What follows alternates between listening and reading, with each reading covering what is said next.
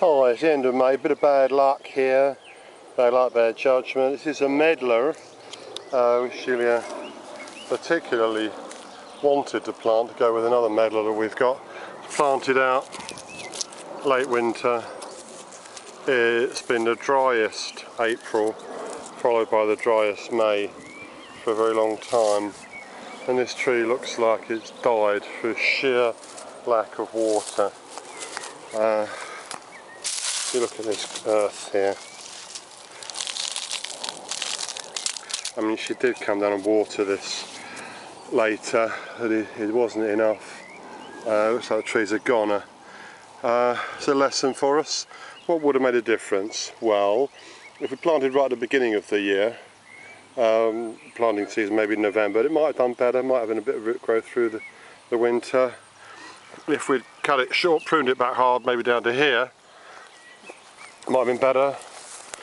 If we'd watered it regularly, might have been a better outcome. But this is a little side venture tucked away a long way from where most of the orchard action is going on, way over there. So sometimes things get forgotten. It had to be here because this is where the other medlars are. The other medlars are looking fine. I mean, they're at a funny angle, they're slightly neglected trees. I mean, this is a slightly forgotten corner of the orchard. We bit off more than we could chew, and some things had to sink or swim. If you don't mind me mixing your metaphors. This is going at a funny angle, the bark's a bit odd, but it looks great, in great shape. There's lovely blossom on the medlars. Put up a little video about medlars.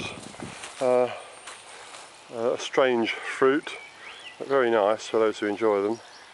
Often tend to go with quince, so they're not particularly very closely related, but they're both slightly odd, less well known fruits worth having. But this medlar looks like it ain't made it, and according to my policy of truthfulness and sharing the things that don't go well as well as the things that did go well,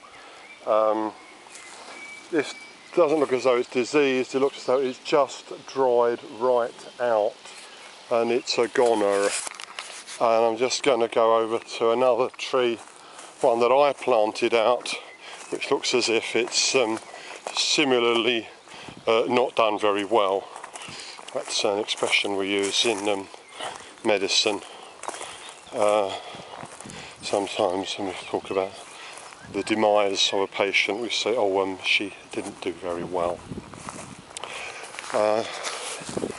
This is a tree I planted out. It only got moved 50 yards. This is a seedling pear stock, but again, this is what the soil has been like.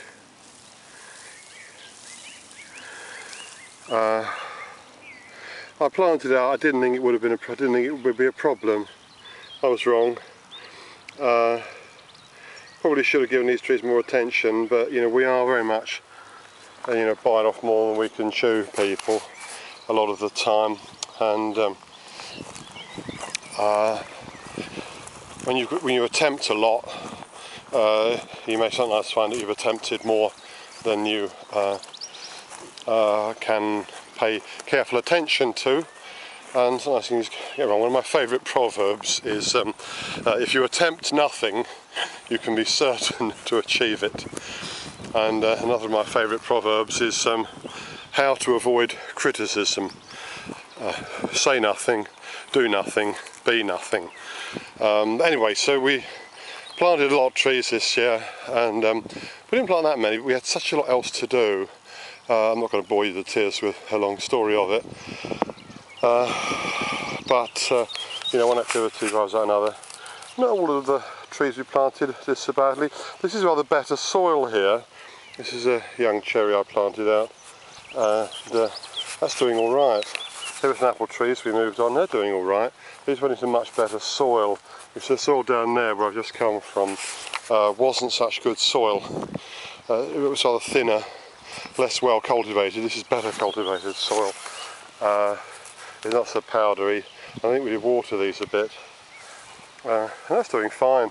although I planted 3 cherries. One of them looked as if it was dead from when we first got it, and it just never grew. So there you are. The moral is, watch the weather.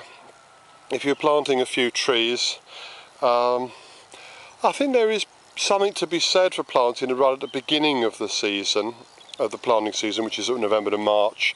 Some people say it's better to plant them towards the end, into a warming soil, sort of March time. But I think I sort of feel if the roots have been in the ground since November, December, then there's more chance that those roots will cope. But again, moisture retentive material incorporated into the soil. Composted forest bark is good.